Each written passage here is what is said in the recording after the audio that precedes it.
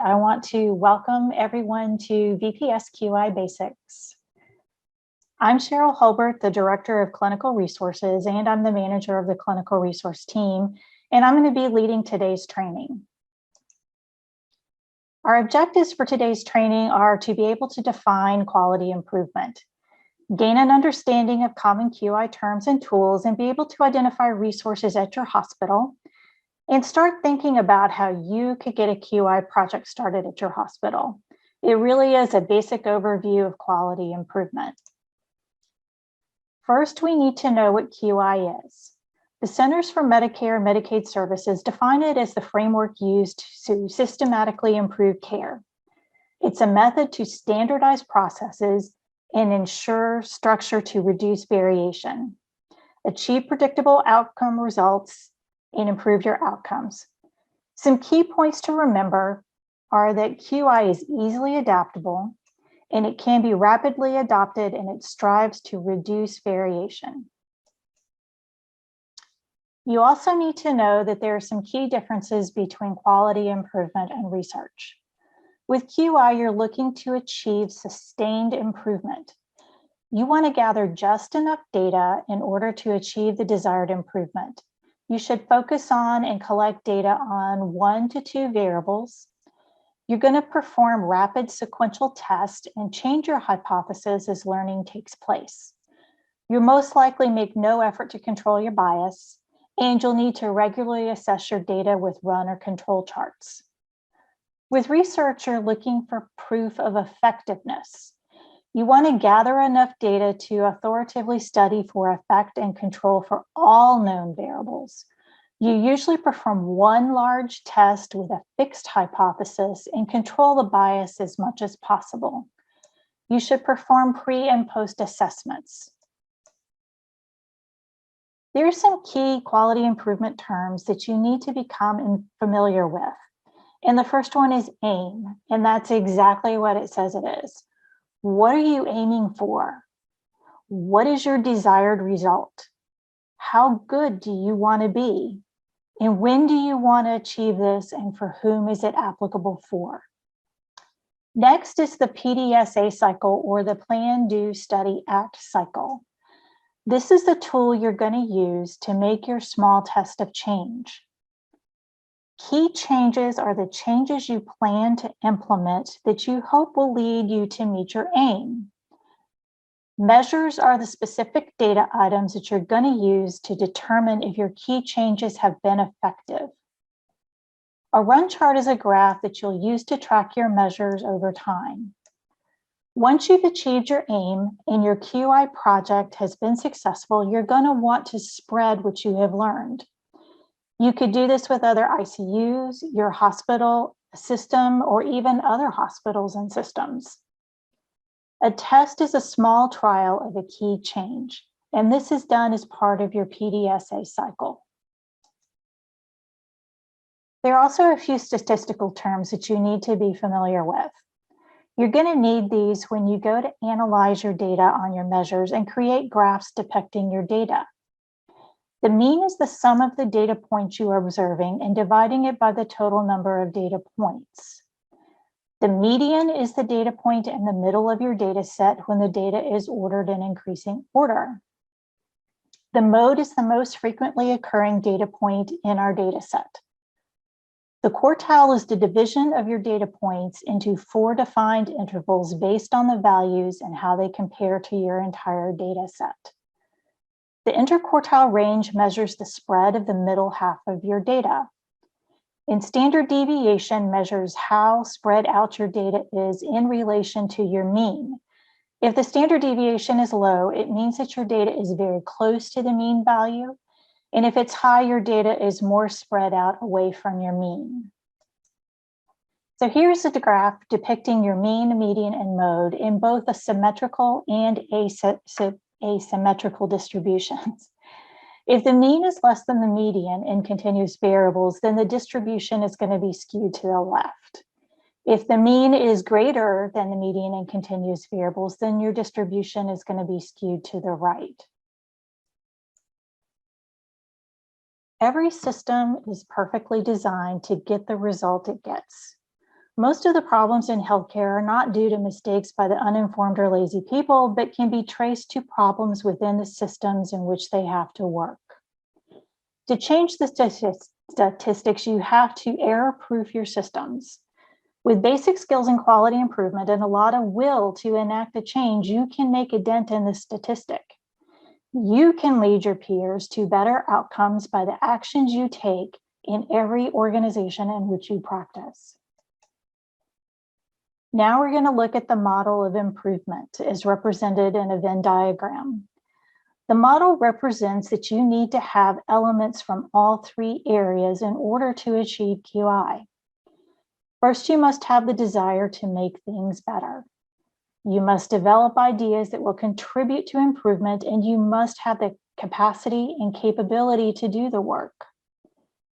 Some barriers to change you may experience and how to surmount them is first a perceived lack of time.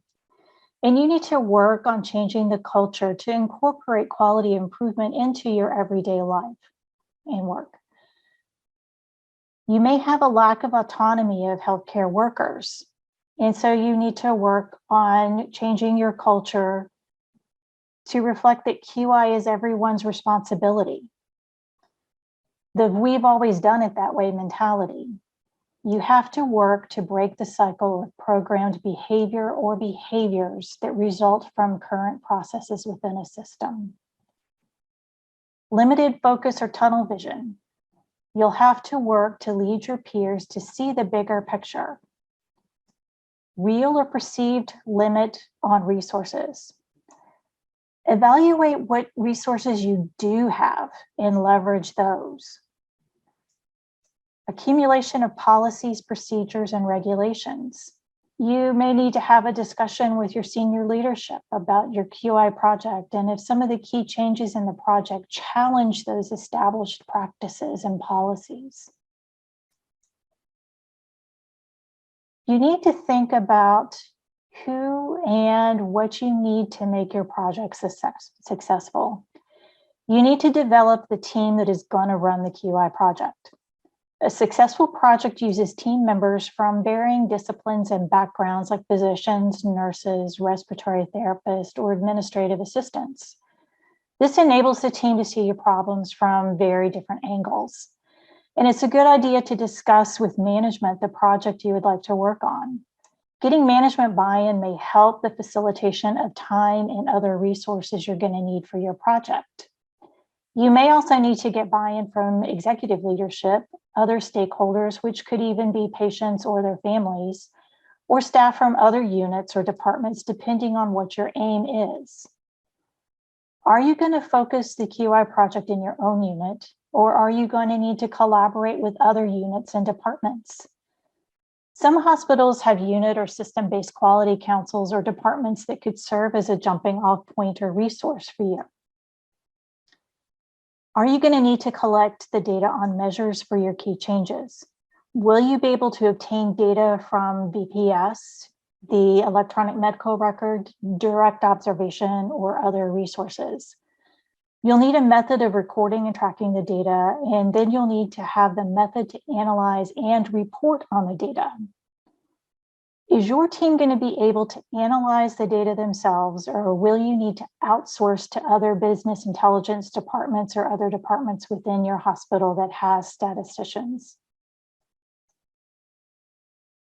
Any good improvement project starts with a general statement of the problem you're attempting to address. What are we trying to accomplish? And you're going to ask this to establish your aim. Your aim statement should be time-specific and measurable, stating exactly how good do you want to be, like what percentage threshold do you want to reach, by when do you want to accomplish this, and for whom? And then how will you know that a change is an improvement? You ask yourself this to establish the measures for your project. You need feedback to know if a specific change actually leads to an improvement. And quantitative measures can often provide the best feedback. What change can we make that will result in improvement? You ask this to determine the changes you are going to test. So how are you going to achieve your aim? Where do new ideas come from? You can spark creative thinking in various ways. You're going to test your changes, and this is where the PDSA cycle portion of the model for improvement comes in. By planning a test of change, trying the plan, observing the results, and acting on what you learn, you will progressively move towards your aim. And then you're going to want to implement your changes. After you have a change that results in improvement, under many conditions, the next logical step is to implement it, meaning make the change the new standard process in one defined setting. The first part of your project is setting your aim. You may already have an idea in mind, or you may need to have some brainstorming sessions with your team. When developing your aim, you can use the 6 dimensions of quality healthcare to help guide you. Do you want your outcome to improve safety, timeliness, effectiveness, efficiency, equability, or do you want it to be patient-centered? Outside of those 6 dimensions, some other points to consider are value, access, and prevention. These are some ideas for brainstorming to help you decide on your aim. You want to do some critical thinking about your current system or process. Often it is helpful to draw a process map or flow sheet of it. Do you want to use some form of benchmarking? Is technology going to be involved? You want to utilize creative thinking to get ideas outside of the box. And you want to research some change concepts from other QI experts. And basically, you want to focus on these 5 areas: materials, which includes supply, design, availability, and maintenance; methods, which are steps in the care processes and steps in the supply chain; environment is staffing levels, skills, workload, shift patterns, administrative and managerial support; physical locations, policies, regulations. Equipment is any equipment or tools needed to get the job done.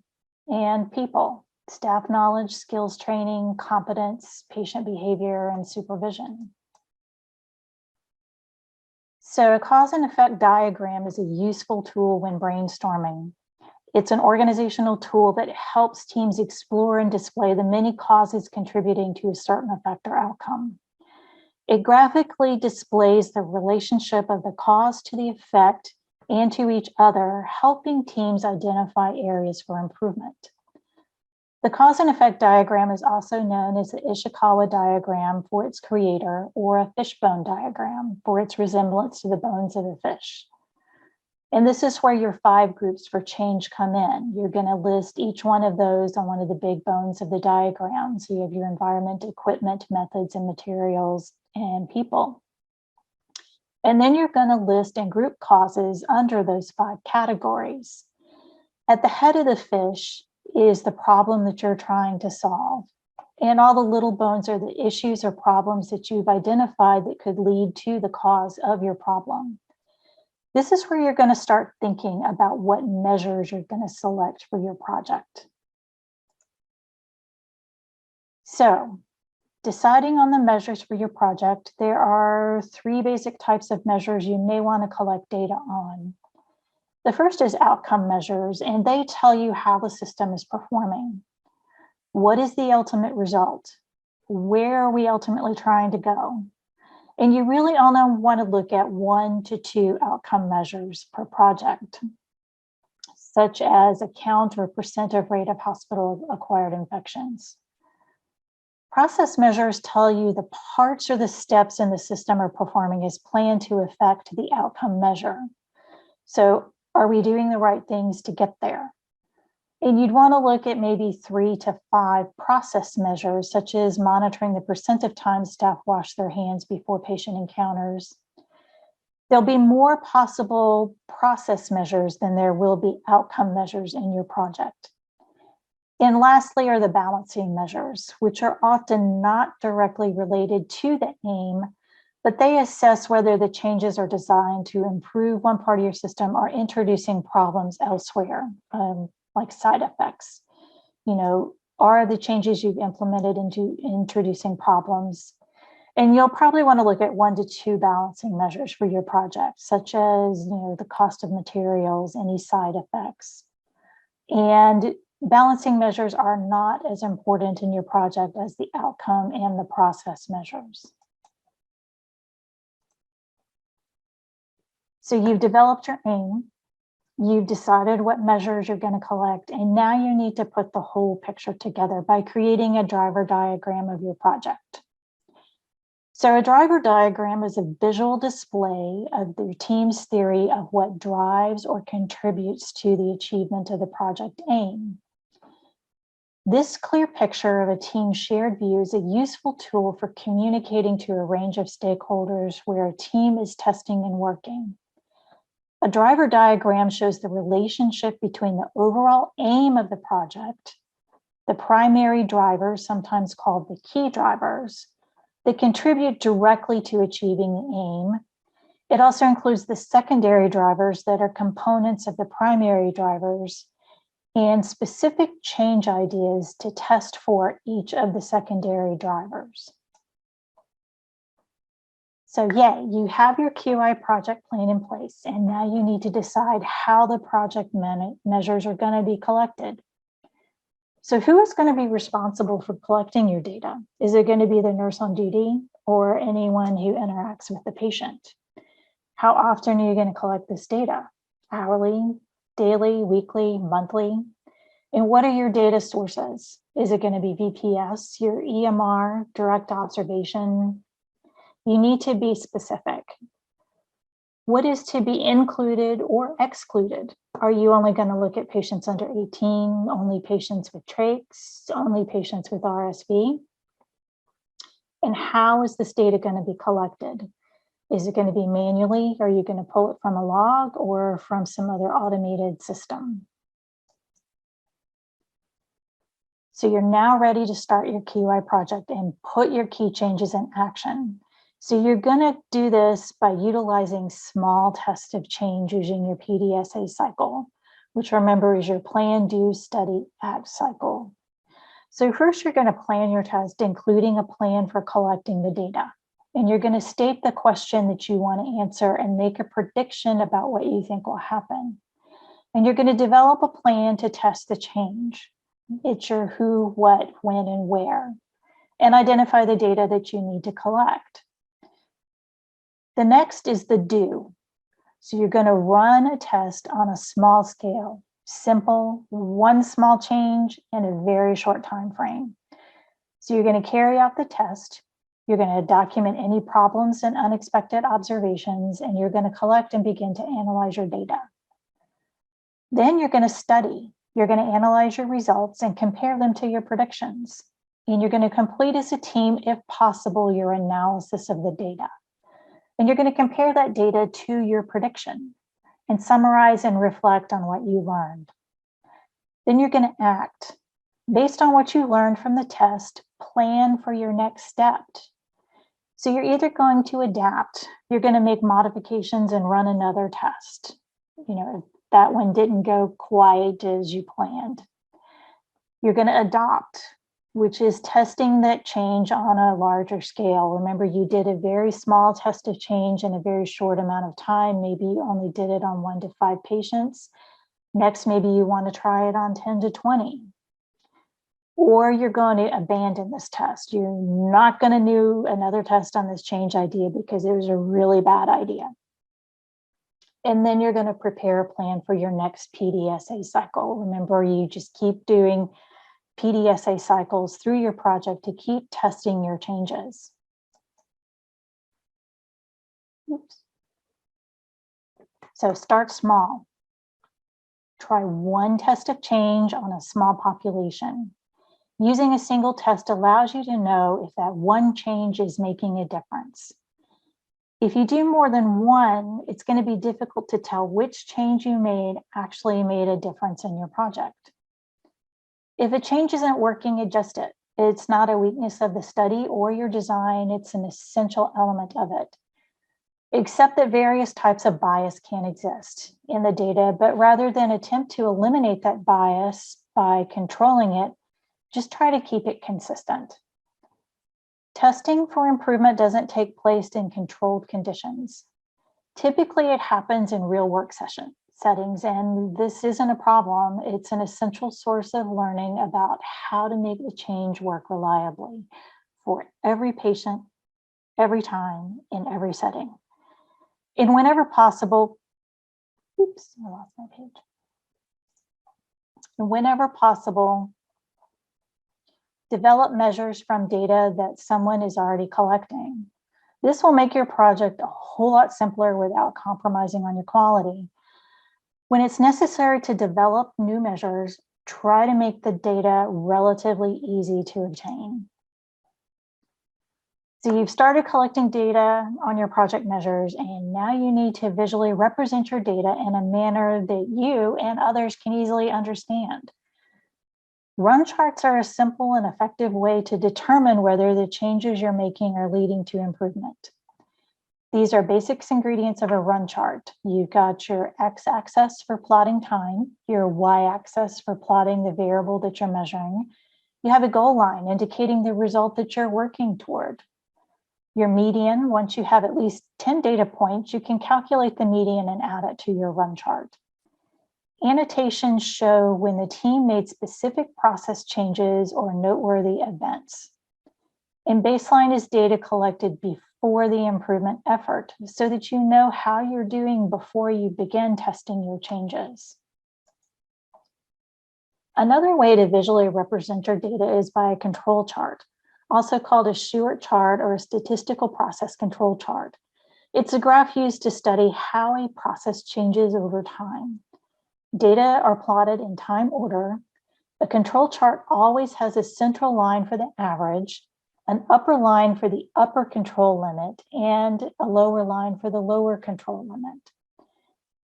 The upper and lower control limit lines are determined from your historical data. And by comparing current data to these lines, you can draw conclusions about whether the process variation is consistent, in control, or is unpredictable, out of control, affected by special causes or variation. Any data point that falls within the upper control limit and the lower control limit is part of the random variation in the process. And any data point that falls outside those two limits indicates a special cause or variation. Often summary statistics alone do not give a complete and informative picture of the performance of a process. A histogram is a special type of bar chart used to display the variation in continuous data like time, weight, size, or temperature. And a histogram is the most commonly used graph to show frequency distributions. A histogram enables a team to recognize and analyze patterns in data that are not apparent simply by looking at a table of data or by finding the average or median. Analyze the meaning of your histogram shape and look for outliers. A Pareto chart is a type of bar chart in which the various factors that contribute to an overall effect are arranged in order from the largest to the smallest contribution to the effect. This ordering helps identify the vital few, which are the factors that have the largest contribution to the effect and therefore warrant the most attention, as distinguished from the useful many, which are factors that, while useful to know about, have a relatively smaller contribution to the effect. According to the Pareto principle, also known as the 80-20 rule, in any group of factors that contribute to an overall effect, roughly 80% of the effect comes from 20% of the causes. Using a Pareto chart helps teams concentrate their improvement efforts on the factors that have the greatest impact. It also helps teams explain their rationale for focusing on certain areas and not on others. A scatter diagram, also known as a scatter plot, is a graphic representation of the relationship between two variables.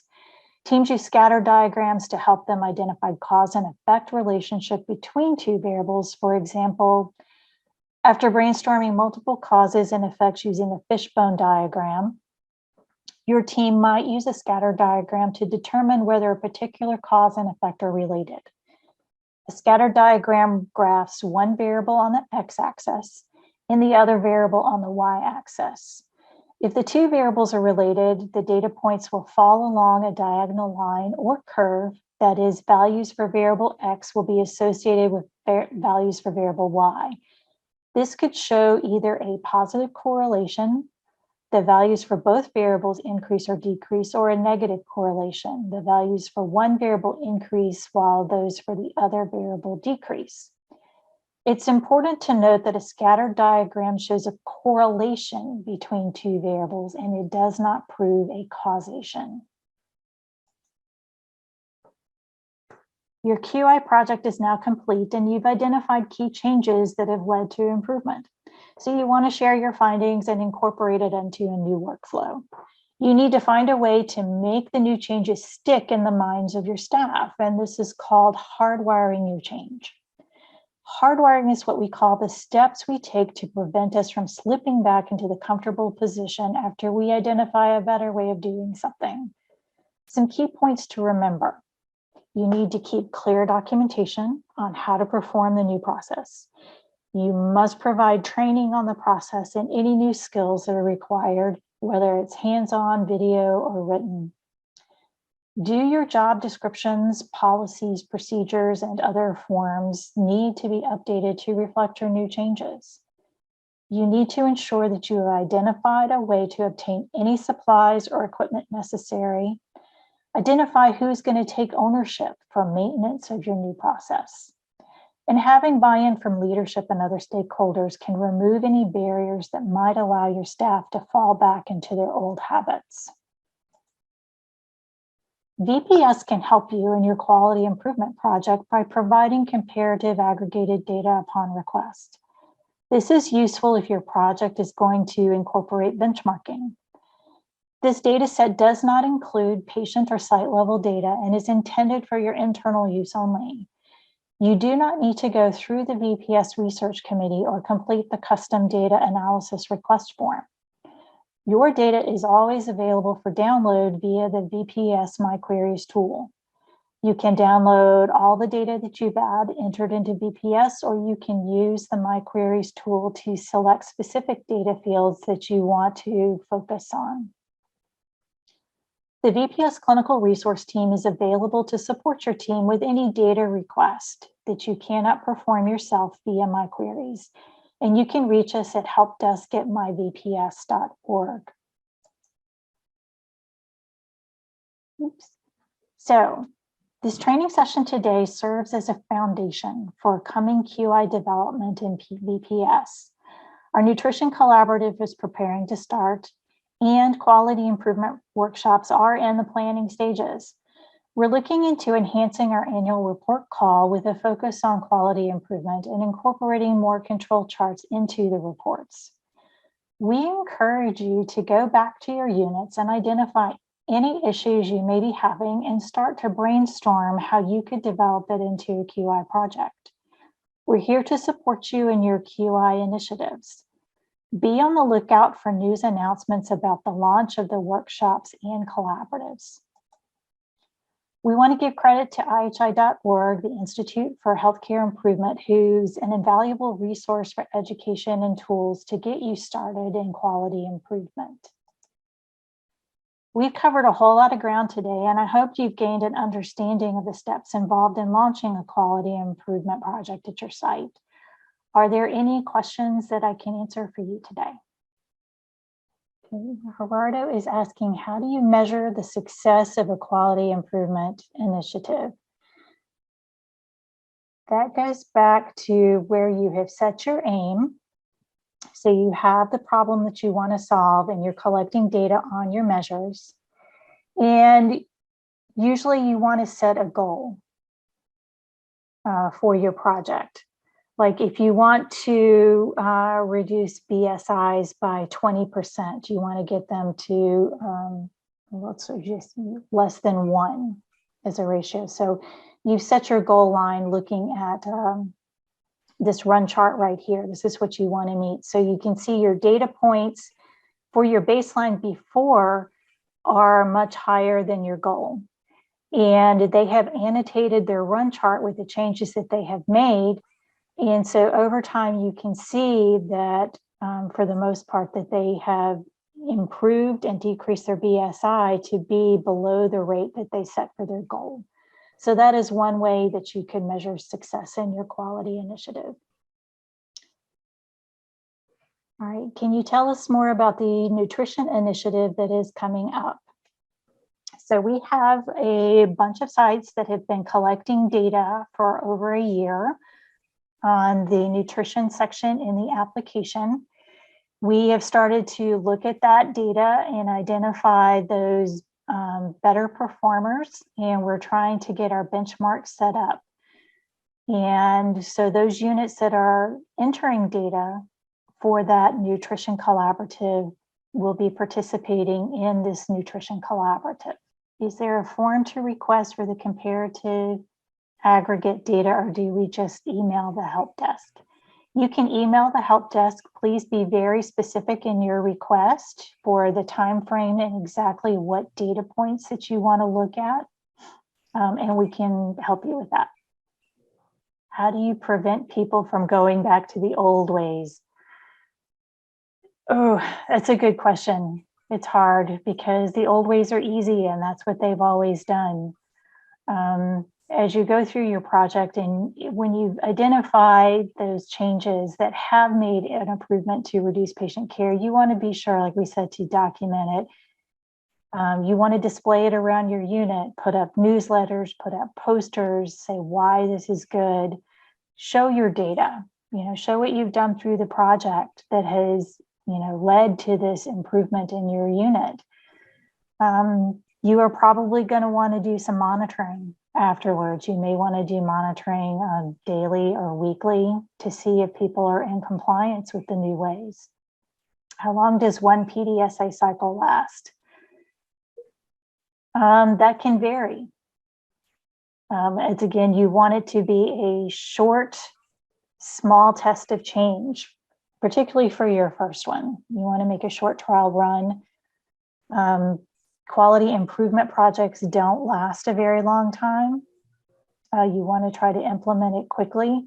If you're doing that small test of change and that one cycle works very quickly, and you could do it even in a day or two, then maybe you want to do it on a larger scale. Increase the number of patients you're looking at or the number of situations that you're looking at. And of course, if your PDSA cycle is not having a good outcome, then you want to stop it and rethink it. So what is the benefit of joining a collaborative versus doing quality improvement at a hospital by yourself? Some of the benefits of a collaborative is that maybe there are different measures that you want to look at. And when you're doing a quality improvement project at your hospital, you're going to want to make one change at a time. So you can identify what change made an improvement. With a collaborative, if you have other hospitals or other units, each one of those other hospital or units could test a different change. So instead of having to do maybe 4 or 5 PDSA cycles that all test different measures, it could all be done at one time by different centers. So your test of change could happen more rapidly. You can also learn from other hospitals. Maybe they have a procedure that they're doing that has better results than you do. We have some additional questions popping up from Gerardo, Manoj, and Jeff. Gerardo's question, I think, would be, it would be neat to hear some of you all to see if you have any examples of successful collaboratives in the PICU world. Manoj is asking, how does an SI coordinator kickstart QI? Do I need other hospital units to get on board too? And Jeff is asking, are some of the charts better than others for specific types of studies, or do most initiatives include all of them? So for Rado's question, some successful collaboratives in the PICU world, I know that there was the NACRI collaborative for the reductions of bloodstream infections. Other ones I know of, not in the PICU world, but in the NICU world, were another one, Slug Bug Project, which was also to reduce BSIs, a step-in project, which was safe transitions in care and reduction in euthermia in the transition from OR to unit.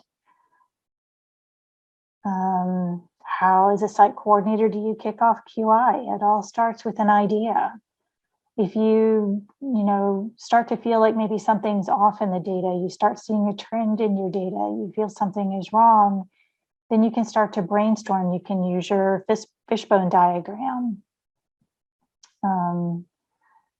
You can pull your data and look at it and see if there is really a trend in the data. For a QI project, you don't need other units, hospital units, to get on board. You can do it all within your own unit. And Jeff's question, are some charts better than others for specific types of studies, or do most initiatives include all of them? It really depends on what story you're trying to tell. I mean, different charts tell different stories. Most of the time, you're going to see a basic run chart. It's the simplest one to use to depict your data over time. It can show trends and can show, if you're meeting your goal or not.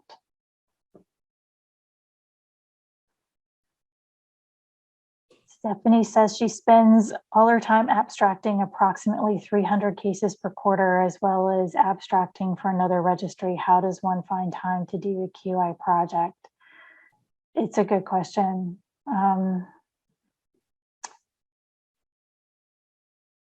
When I was abstracting, there were times when it was all I could do was just to get in all the data.